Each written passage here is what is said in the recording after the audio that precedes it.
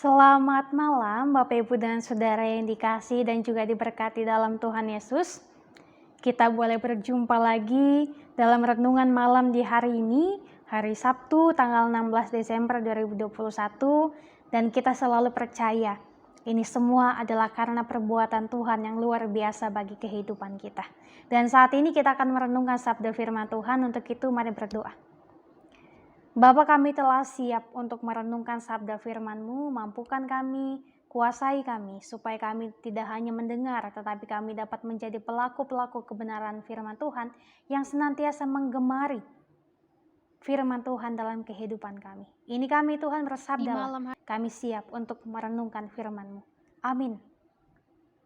Bacaan firman Tuhan di malam hari ini yaitu dari Mazmur 102 ayat yang ke-13 sampai dengan ayatnya yang ke-29. Mazmur 102 ayat 13 sampai dengan ayat 29 firman Tuhan.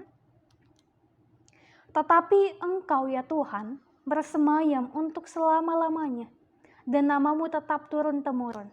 Engkau sendiri akan bangun, akan menyayangi Sion, sebab sudah waktunya untuk mengasihaninya. Sudah tiba saatnya.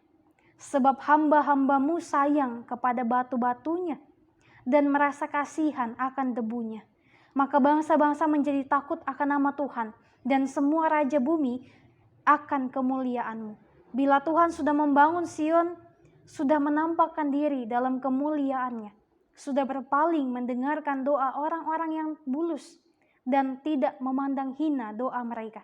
Biarlah hal ini dituliskan bagi angkatan yang kemudian, dan bangsa yang diciptakan nanti akan memuji-muji Tuhan. Sebab Ia telah memandang dari ketinggiannya yang kudus, Tuhan memandang dari sorga ke bumi untuk mendengar keluhan orang tahanan, untuk membebaskan orang-orang yang ditentukan mati dibunuh, supaya nama Tuhan diceritakan di Sion dan Dia dipuji-puji di Yerusalem. Apabila berkumpul bersama-sama bangsa-bangsa dan kerajaan-kerajaan untuk beribadah kepada Tuhan.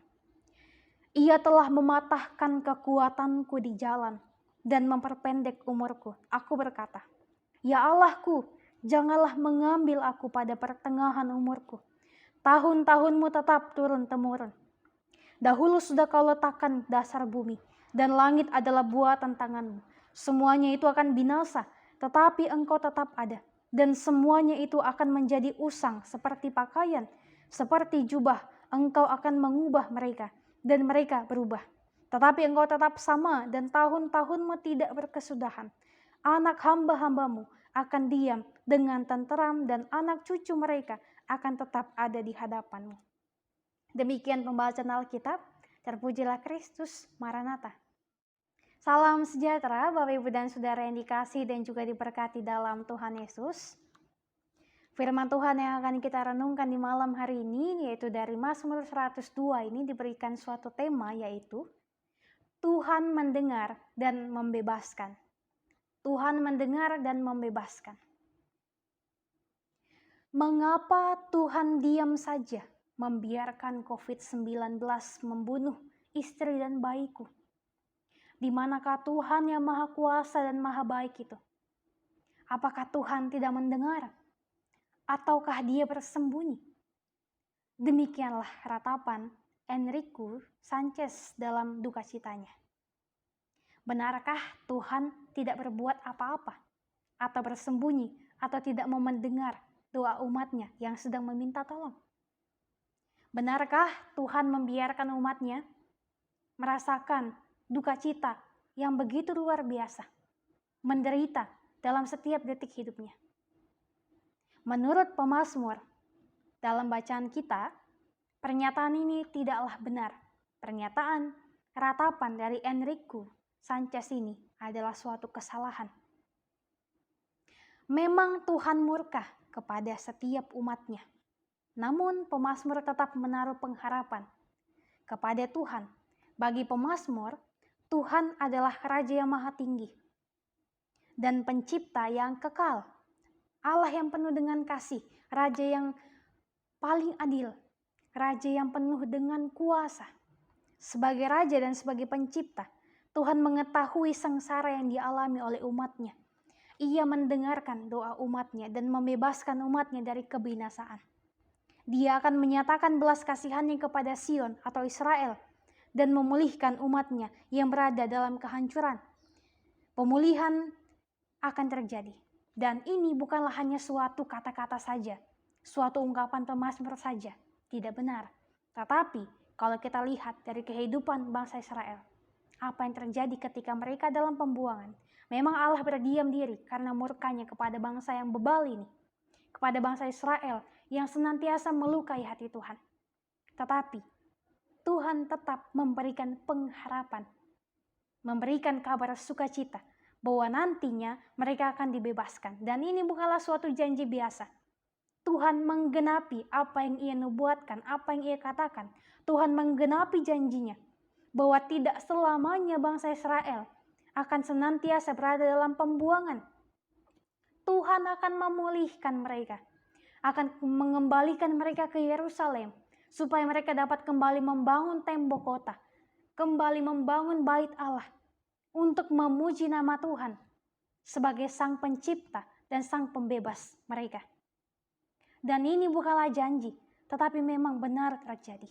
Dan Allah yang sama yang membebaskan akan sama pun membebaskan kita pada saat ini. Di tengah-tengah tantangan kita melewati pandemi ini, tidak selamanya kok semuanya bersifat negatif. Pasti ada saja hal yang positif yang dapat kita rasakan. Misalnya saja kebersamaan dengan keluarga yang semakin dipererat. Tetapi memang tidak menutup kemungkinan bahwa memang ada banyak sekali dampak negatif dari COVID-19 ini. Tetapi kita mau diperlihatkan, apakah kita selaku bangsa yang percaya kepada Tuhan, tetap percaya kepada Tuhan di tengah-tengah keadaan yang seperti ini? Atau kita mulai meninggalkan Tuhan? Atau apakah kita mulai menyalahkan Tuhan atas keadaan?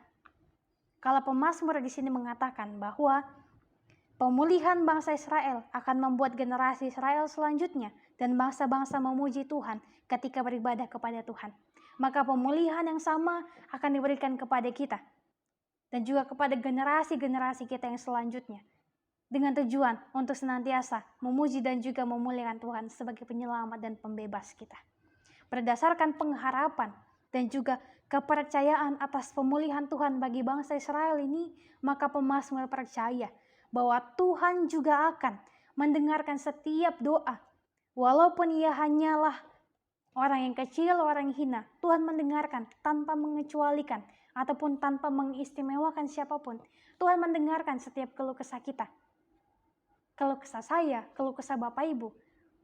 Tuhan mendengarkan setiap permohonan kita. Ketika kita meminta tolong kepada Tuhan, Tuhan mendengarkan dan Tuhan membebaskan.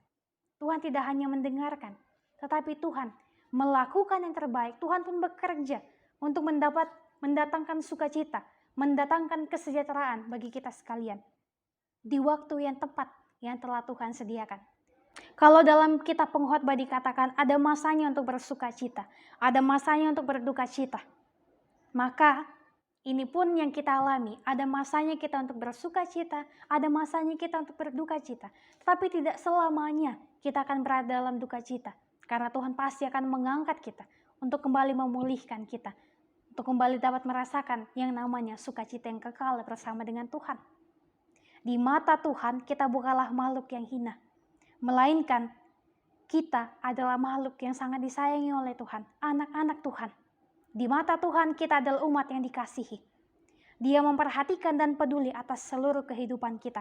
Sekalipun dalam kesengsaraan, kita tetap percaya bahwa Tuhan mendengarkan doa kita. Bukan hanya itu, Tuhan juga sanggup menolong dan memulihkan keadaan kita di waktu yang tepat yang Tuhan sediakan. Karena itu, dalam setiap kesengsaraan yang kita alami, janganlah putus asa. Saya selalu katakan Tuhan pasti memberikan kebahagiaan dan juga memberikan jalan keluar yang terbaik di waktu yang tepat yang Tuhan sediakan. Di waktu yang tepat. Mungkin saat ini bukanlah waktu yang tepat bagi kita yang sedang bergumul. Tetapi pasti akan ada masanya Tuhan memberikan kebahagiaan. Seperti pelangi yang hadir setelah hujan badai. Maka itu juga yang akan kita rasakan. Kebahagiaan dan juga sukacita akan diberikan kepada kita. Tidak selamanya kok kita akan berada dalam kesengsaraan hidup. Karena Tuhan pasti tidak menginginkan hal itu terjadi bagi kita. Kiranya firman Tuhan ini senantiasa membuat kita percaya, senantiasa membuat kita untuk bersemangat, dan juga tidak jatuh dalam kehidupan ini. Tuhan berkati kita sekalian melalui kebenaran firman Tuhan ini. Selamat melanjutkan kehidupan kita. Tuhan berkati kita. Amin. Bapak, Ibu, dan Saudara, mari berdoa. Ya Allah, terima kasih untuk setiap sukacita, untuk setiap berkat penyertaan Tuhan yang boleh menyertai kami. Terima kasih Engkau adalah Allah yang baik, Allah yang setia, Allah yang selalu mendengarkan kami, bahkan Allah yang selalu menolong kami. Terima kasih Tuhan untuk setiap sukacita yang boleh kami rasakan. Pada malam hari ini kami boleh melewati aktivitas kehidupan kami dari pagi tadi hingga malam ini. Kami percaya itu semua bukanlah kebetulan dan juga kekuatan bahkan kehebatan kami, tetapi itu semua karena kasih Tuhan yang begitu menyayangi kami selaku anak-anak Tuhan. Kami pun akan beristirahat di malam hari ini. Tuhan berkati kami, lindungi kami, lingkupi kami, supaya kami mampu untuk tertidur dengan nyenyak dan kami dapat beristirahat dan besok pagi dapat kembali bangun untuk melanjutkan aktivitas kehidupan kami. Terima kasih Tuhan, terima kasih. Kami mau menyerahkan kehidupan kami hanya ke dalam tangan pengasihan-Mu saja. Demi Kristus Yesus, Tuhan yang Juru Selamat kami hidup, kami berdoa. Amin. Bapak, Ibu, dan Saudara, demikianlah renungan kita di malam hari ini. Terima kasih, selamat beristirahat. Tetap jaga kesehatan, Tuhan berkati kita sekalian.